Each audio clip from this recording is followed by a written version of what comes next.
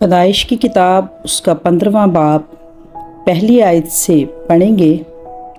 خدا کا ابراہیم سے عہد۔ ان باتوں کے بعد خداوند کا کلام رویا میں ابراہیم پر نازل ہوا اور اس نے فرمایا، اے ابراہیم تو مت ڈر، میں تیری سپر اور تیرا بہت بڑا اجر ہوں۔ ابراہیم نے کہا، اے خداوند خدا، تو مجھے کیا دے گا، کیونکہ میں تو بے اولاد جاتا ہوں اور میرے گھر کا مختار دمشقی الیعزر ہے۔ پھر ابراہیم نے کہا، دیکھ تو نے مجھے کوئی اولاد نہیں دی، اور دیکھ میرا خانہ زاد میرا وارث ہوگا۔ تب خداوند کا کلام اس پر نازل ہوا اور اس نے فرمایا، یہ تیرا وارث نہ ہوگا، بلکہ وہ جو تیرے صلب سے پیدا ہوگا وہی تیرا وارث ہوگا۔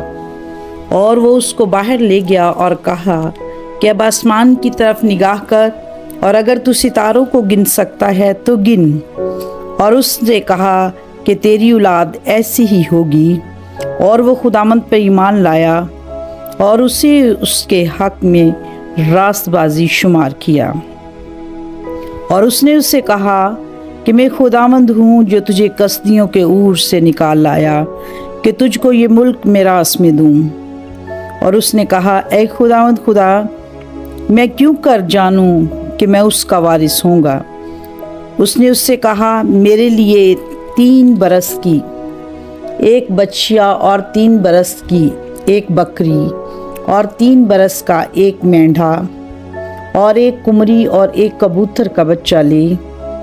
اس نے ان سبوں کو لیا اور ان کو بیچ سے 2 ٹکڑے کیا، اور ہر ٹکڑے کو اس کے ساتھ کے دوسرے ٹکڑے کے مقابل رکھا، مگر پرندوں کے ٹکڑے نہ کیے۔ تب شکاری پرندے ان ٹکڑوں پر جھپٹنے لگے، پر ابراہیم ان کو ہنکاتا رہا۔ سورج ڈوبتے وقت ابراہیم پر گہری نیند غالب ہوئی، اور دیکھو ایک بڑی ہولناک تاریکی اس پر چھا گئی۔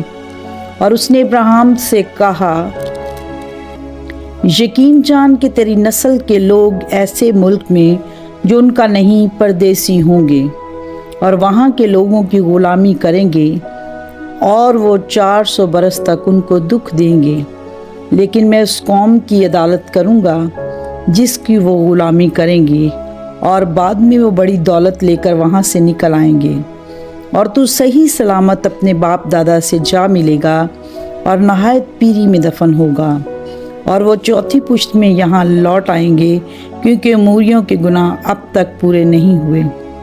اور جب سورج ڈوبا اور اندھیرا چھا گیا تو ایک تنور جس میں سے دھواں اٹھتا تھا دکھائی دیا، اور ایک جلتی مشعل ان ٹکڑوں کے بیچ میں سے ہو کر گزری۔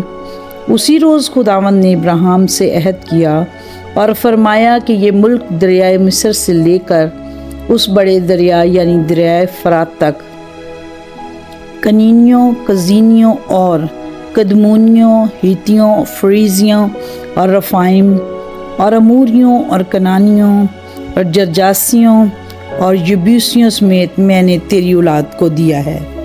خداوند کے زندہ اور پاک کلام کے پڑھے، سنے اور سمجھے جانے پر خداوند کی برکت ہو۔ خدا کا شکر ہو، آمین۔